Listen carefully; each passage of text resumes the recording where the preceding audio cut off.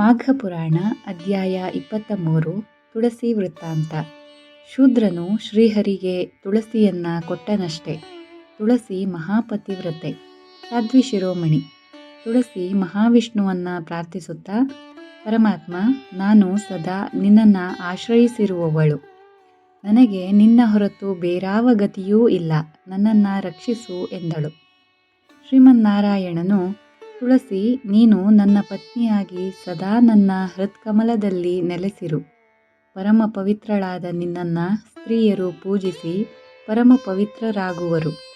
ನನ್ನನ್ನು ಅರ್ಚಿಸುವಾಗ ತುಳಸಿ ದಳಗಳಿಂದ ಅರ್ಚಿಸುವರು. ಒಂದು ದಳ ತುಳಸಿಯನ್ನು ಭಕ್ತಿಯಿಂದ ನನಗೆ ಅರ್ಪಿಸಿದರೆ ಸಾಕು, ನಾನು ಅಂಥವರಿಗೆ ಒಲಿಯುವೆ. ನಿನ್ನ ಸಾನ್ನಿಧ್ಯ ಗಂಗಾ ನದಿಯಂತೆ ಪವಿತ್ರವಾಗಿರುತ್ತದೆ. ಎಲ್ಲರ ಮನೆಯೂ ತುಳಸಿ ವೃಕ್ಷದಿಂದ ಕಂಗೊಳಿಸಲಿ. ತುಳಸಿ ಇದ್ದ ಮನೆ ಪಾಪರಹಿತವಾಗಿರುತ್ತದೆ. ಪ್ರಾತಃ ಕಾಲದಲ್ಲಿ ತುಳಸಿ ದರ್ಶನ ಶ್ರೇಷ್ಠವಾಗಿರುತ್ತದೆ. ನಿನ್ನ ಅಡಿಯ ಮೃತ್ತಿಕೆಯನ್ನು ಹಣೆಯಲ್ಲಿ ಧರಿಸುವವನು ಪವಿತ್ರನಾಗುವನು. ನೀನು ತ್ರಿಲೋಕ ಪಾವನೆಯಾಗಿರು. ಪ್ರತಿ ವರ್ಷ ಕಾರ್ತೀಕ ಶುಕ್ಲ ದ್ವಾದಶಿಯಂದು ನಾರಿಯರು ನಿನ್ನ ಲಗ್ನ ನಿಮಿತ್ತದ ಪೂಜೆ ಕೈಗೊಳ್ಳುವರು. ಅಂದು ನಾನು ಆ ಮನೆಗಳಲ್ಲಿ ನೆಲೆಸಿರುತ್ತೇನೆ. ತುಳಸಿ ಪೂಜೆ ಗೃಹಿಣಿಯರಿಗೆ ಸನ್ಮಂಗಳವನ್ನುಂಟು ಮಾಡಲಿ ಎಂದು ತುಳಸಿಗೆ ವರವನ್ನು ಕೊಟ್ಟನು. ಧನ್ಯಳಾದೆ ಸ್ವಾಮಿ ಎನ್ನುತ್ತಾ ತುಳಸಿಯು ಪರಮಾತ್ಮನ ಪಾದ ಮುಟ್ಟಿ ನಮಸ್ಕರಿಸಿದಳು. ಜಗದೋದ್ಧಾರನಾದ ಶ್ರೀಹರಿಯು ಮಾನವರ ಒಳಿತಿಗಾಗಿ ತುಳಸಿಯನ್ನು ಭೂಲೋಕದಲ್ಲಿ ಸ್ಥಾಪಿಸಿದನು. ಪ್ರತಿ ಮನೆಯ ಮುಂದೆಯೂ ಒಂದೊಂದು ತುಳಸಿ ಗಿಡ ಇರುವಂತಾಗಿ ಗೃಹಿಣಿಯರು ತುಳಸಿಯ ನಿತ್ಯ ಪೂಜೆ ಕೈಗೊಳ್ಳುವರು. ಪರಮಾತ್ಮನ ಎಡಗೈಯಿಂದ ಮುಟ್ಟಿದ ತುಳಸಿಯ ಭಾಗವು ಕೃಷ್ಣವರ್ಣವಾಗಿ ಕೃಷ್ಣ ತುಳಸಿ ಎಂದು ಹೆಸರಾಯಿತು. ತುಳಸಿ ಇರುವ ನೆಲವು ಪವಿತ್ರವಾಯಿತು. ಶ್ರೀಹರಿಯ ಅನುಗ್ರಹಕ್ಕೆ ಪಾತ್ರನಾದ ಶೂದ್ರನು ಏಕಾದಶಿ ವ್ರತವನ್ನು ತಪ್ಪದೇ ಆಚರಿಸುತ್ತಾ ಕಡೆಗೆ ವೈಕುಂಠವನ್ನು ಸೇರಿದನು. ಜನ್ನು, ಅಶ್ವಮೇಧ ಯಾಗ ಫಲವನ್ನು ಕೊಡುವ ವ್ರತವೇ ಏಕಾದಶಿ ವ್ರತ. ಮಾಘ ಮಾಸದಲ್ಲಿಯೂ ಶುಕ್ಲ ಏಕಾದಶಿ ವ್ರತಾಚರಣೆ ಪುಣ್ಯಕರ. ಅಂದು ಉಪವಾಸ ಮಾಡಿ ಶ್ರೀಹರಿಯನ್ನು ಪೂಜಿಸುವವನು ನಿತ್ಯ ಸುಖಿಯಾಗಿ ಅಂತ್ಯದಲ್ಲಿ ವಿಷ್ಣು ಸಾಯುಜ್ಯವನ್ನು ಪಡೆಯುವನು. ಉಪವಾಸ ಮಾಡದೆ ಉಪೇಕ್ಷಿಸುವವನು ಗತಿಸಿದ ನಂತರ ಬ್ರಹ್ಮ ರಾಕ್ಷಸನಾಗಿ ಪಾಡುಪಡುವನು. ದ್ವಾದಶಿಯ ದಿನ ಬ್ರಾಹ್ಮಣರಿಗೆ ದಾನಗಳನ್ನು ಕೊಡುವವನು ಭೂಲೋಕದಲ್ಲಿ ಅಧಿಕಾರ ಹೊಂದಿ ಬಾಳಿ ಕಡೆಗೆ ವಿಷ್ಣು ಲೋಕವನ್ನು ಸೇರುವನು. ಮಾಘ ಮಾಸದ ಒಂದೊಂದು ದಿನವೂ ಹೀಗೆ ಶುಭಕರವಾಗಿದೆ. ಮಾಘ ಸ್ನಾನ, ಹರಿಪೂಜೆ, ಮಾಘ ಪುರಾಣ ಶ್ರವಣ ಇವೆಲ್ಲವೂ ಇಹಲೋಕದಲ್ಲಿ ಸುಖದಾಯಕವೂ ಮೋಕ್ಷದಾಯಕವೂ ಆಗಿದೆ. ಮಾಘ ವ್ರತ ಹರಿಪ್ರಿಯವೂ ಆಗಿದೆ ಎಂದು ಹೇಳಿದನು. ಮಾಘ ಪುರಾಣ ಅಧ್ಯಾಯ 24 ಕಿರಾತಕ ಪಾಪಮುಕ್ತನಾದ ಕಥೆ. ಜನ್ನು ಮುನಿಯು ಗೃತ್ಸಮದನು ಹೇಳುತ್ತಿದ್ದ ಶ್ರೀಹರಿ ಪ್ರೀತ್ಯರ್ಥ ಕಥೆಗಳನ್ನು ಕೇಳುವುದರಲ್ಲಿ ಅತ್ಯಂತ ಆಸಕ್ತನಾಗಿದ್ದನು. ಹಾಡು ಹೇಳುವವರಿಗೆ, ಕತೆ ಹೇಳುವವರಿಗೆ, ಪುರಾಣ ಹೇಳುವವರಿಗೆ ಕೇಳುವವರೇ ಆಸ್ತಿ. ಗೃತ್ಸಮದನು ಕಳಿಂಗ ದೇಶದ ಒಂದು ಕಥೆಯನ್ನು ಹೇಳತೊಡಗಿದನು. ಜನ್ನು, ಪಾಪವನ್ನು ಆಚರಿಸುವವರು ಎಂತೆಂತಹ ಪಾತಕಗಳನ್ನು ಮಾಡುತ್ತಾರೆಂಬುದನ್ನು ಹೇಳಲಾರೆ. ಮನುಷ್ಯ ಕಾಮವಶನಾಗಿಯೋ ಲೋಭ ಮೋಹಗಳಿಂದಾಗಿಯೋ ತಪ್ಪು ಮಾಡುತ್ತಲೇ ಇರುತ್ತಾನೆ. ಅವನಿಗೆ ಇದು ಸರಿ, ಇದು ತಪ್ಪು ಎಂಬುದೇ ತಿಳಿದಿರುವುದಿಲ್ಲ. ತಪ್ಪು ಅರಿವಾದಾಗ ಬುದ್ಧಿ ಇದ್ದವನು ಪಶ್ಚಾತ್ತಾಪಪಟ್ಟು ಮತ್ತೆ ಆ ತಪ್ಪು ಮಾಡಹೋಗುವುದಿಲ್ಲ. ವಿಚಾರಹೀನರು ಮೇಲಿಂದ ಮೇಲೆ ತಪ್ಪು ಮಾಡುತ್ತಾ ಪಾಪಕೂಪದಲ್ಲಿ ಬಿದ್ದು ತೊಳಲಾಡುವರು. ಇಗೋ, ಈ ಕತೆ ಕೇಳು. ಹಿಂದೆ ಕಳಿಂಗ ದೇಶದಲ್ಲಿ ಒಬ್ಬ ಬೇಡನಿದ್ದನು. ಅವನು ಸಿರಿವಂತನಿದ್ದನು. ಬಿಲ್ಲು ಬಾಣ, ಖಡ್ಗ ಇವು ಅವನ ಆಯುಧಗಳು. ಅವನು ಪರಾಕ್ರಮಿಯಾಗಿದ್ದ. ತನ್ನ ಬಳಿ ಹಲವು ಸೇವಕರನ್ನಿಟ್ಟುಕೊಂಡಿದ್ದ. ಒಂದು ದಿನ ತನ್ನ ಸೋದರ ಸಂಬಂಧದ ಬಂಧುಗಳೊಡನೆ ದಟ್ಟವಾದ ಕಾಡೊಂದರಲ್ಲಿ ಮೃಗಗಳನ್ನು ಬೇಟೆಯಾಡಲು ಹೊರಟಾಗ ಆ ಬಂಧುಗಳು ಬಲು ಕೆಟ್ಟವರಿದ್ದರು. ಅವರೆಲ್ಲ ಸೇರಿ ತೋಳ, ಕರಡಿ, ಹುಲಿ, ಕಾಡುಕೋಣ ಮೊದಲಾದ ವನ್ಯಮೃಗಗಳ ಬೇಟೆಯಾಡಿದರು. ಹಲವಾರು ಪ್ರಾಣಿಗಳನ್ನು ಕೊಂದು ಪಕ್ಕದ ಕಾಡಿಗೆ ಹೋದರು. ಮಾರ್ಗ ಮಧ್ಯದಲ್ಲಿ ಅವರಿಗೆ ದೂರದಲ್ಲಿ ಒಬ್ಬ ಬ್ರಾಹ್ಮಣನು ವಟವೃಕ್ಷವೊಂದರ ನೆರಳಿನಲ್ಲಿ ವಿಶ್ರಮಿಸಿಕೊಳ್ಳುತ್ತಿರುವುದು ಕಾಣಿಸಿತು. ಹೇಳಿ ಕೇಳಿ ಅವನೊಬ್ಬ ಸಾಧು. ಅವನ ಬಳಿ ಇದ್ದುದೆಲ್ಲ ಮೈಮೇಲೆ ಹೊದ್ದಿದ್ದ ವಸ್ತ್ರ, ಒಂದು ಕೊಡೆ, ಕೈಯಲ್ಲಿ ಹಿಡಿಯುವ ದಂಡ, ಕಮಂಡಲ ಹಾಗೂ ಕಾಲಿಗೆ ಧರಿಸುವ ಪಾದರಕ್ಷೆಗಳು ಇವಿಷ್ಟೇ. ಬ್ರಾಹ್ಮಣನು ಹತ್ತಿರದ ನದಿಯಲ್ಲಿ ಸ್ನಾನ ಮಾಡುವ ಉದ್ದೇಶದಿಂದ ಅಲ್ಲಿಗೆ ಬಂದಿದ್ದನು. ಆದರೆ ಬಿಸಿಲಿನ ಧಗೆ ತಾಳಲಾರದೆ ಆಯಾಸ ಪರಿಹಾರಕ್ಕಾಗಿ ಮರದಡಿ ಕುಳಿತಿದ್ದನು. ಬೇಡನು ತನ್ನ ಬಂಧು ಜನಗಳೊಂದಿಗೆ ಅಲ್ಲಿಗೆ ಬಂದು ಬ್ರಾಹ್ಮಣನ ಎಲ್ಲ ವಸ್ತುಗಳನ್ನು ಕಿತ್ತುಕೊಂಡು ಬಳಿಕ ಮಾತನಾಡಿ, ಅಯ್ಯ, ಹಣವನ್ನು ಎಲ್ಲಿ ಅಡಗಿಸಿಟ್ಟಿರುವೆ ಹೇಳು.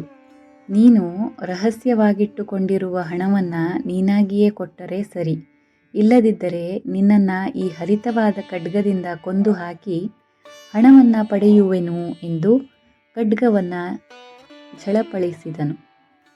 ಬೇಟೆಗಾರನ ಮಾತಿಗೆ ಹೆದರಿ ಹೋದ ಬ್ರಾಹ್ಮಣ, ಅಯ್ಯ, ನಾನು ಹೇಳುವುದನ್ನು ಸ್ವಲ್ಪ ಕೇಳು. ನಾನೊಬ್ಬ ದರಿದ್ರ.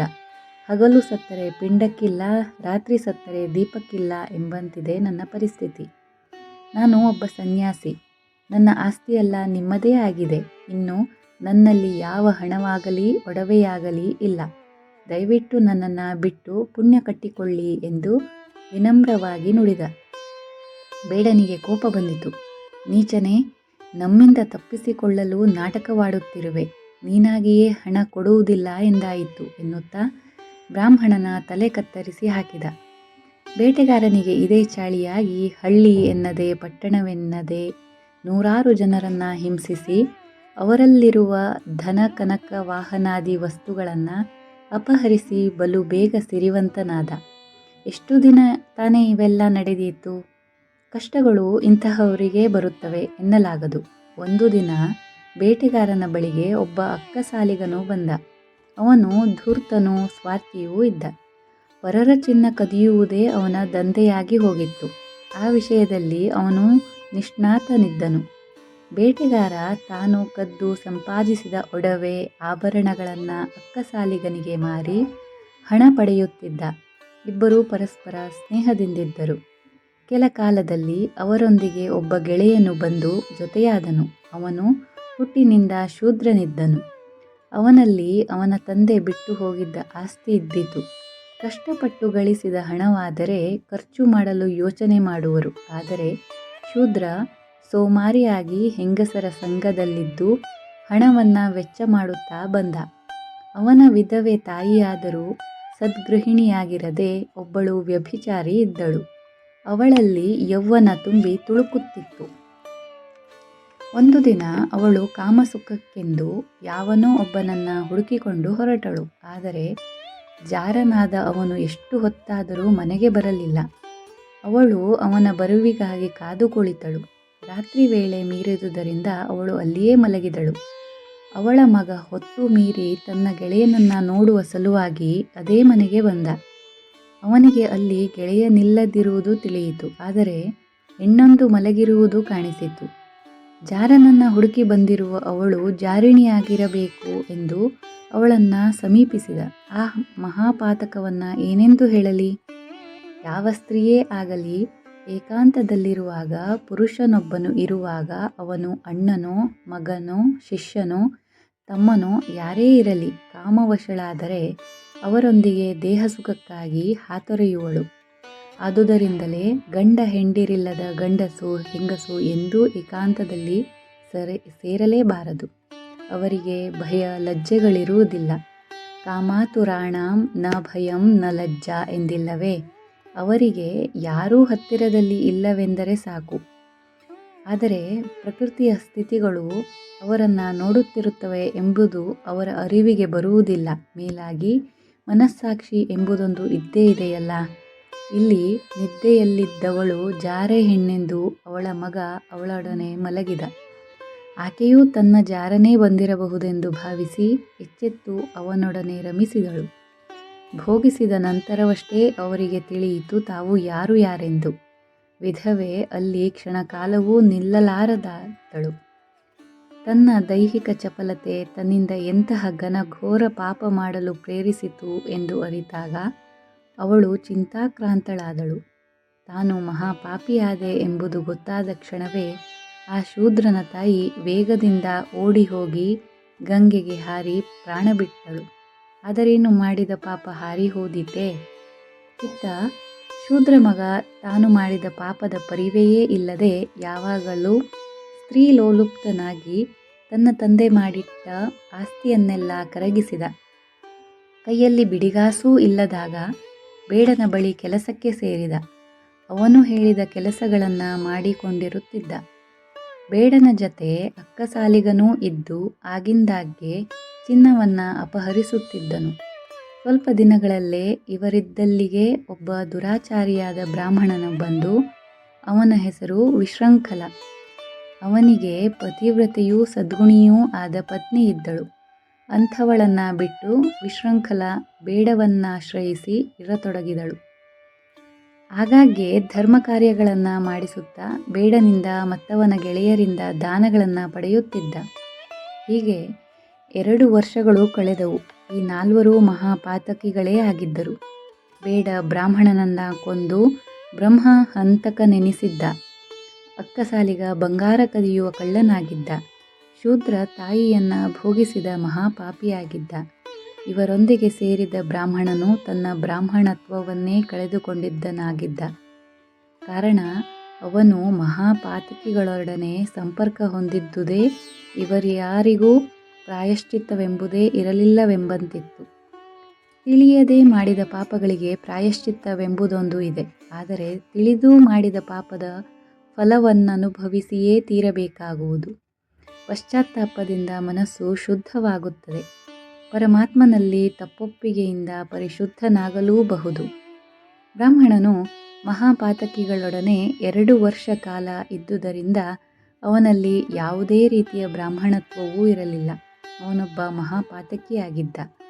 ಒಂದು ದಿನ ಬೇಡ ಅವನನ್ನು ಯಾವುದೋ ಕಾರ್ಯಾರ್ಥವಾಗಿ ನೆರೆಯ ಗ್ರಾಮಕ್ಕೆ ಕಳುಹಿಸಿಕೊಟ್ಟ. ಅಲ್ಲಿ ವಿಶೃಂಖಲನಿಗೆ ಒಬ್ಬ ಹರಿಭಕ್ತನಾದ ಬ್ರಾಹ್ಮಣನು ಕಂಡನು. ಅವನು ಹರಿನಾಮ ಸಂಕೀರ್ತನೆ ಮಾಡುತ್ತಿದ್ದ. ವಿಶೃಂಖಲನು ದೈವ ನಿಯಾಮಕವೋ ಎಂಬಂತೆ ಆ ಬ್ರಾಹ್ಮಣನಿಗೆ ಪ್ರದಕ್ಷಿಣ ನಮಸ್ಕಾರ ಮಾಡಿದ. ಆಶ್ಚರ್ಯ ಹೊಂದಿದ ಹರಿಭಕ್ತನಾದ ಬ್ರಾಹ್ಮಣನು ವಿಶೃಂಖಲನ ಪರಿಚಯವನ್ನು ಕೇಳಿದ.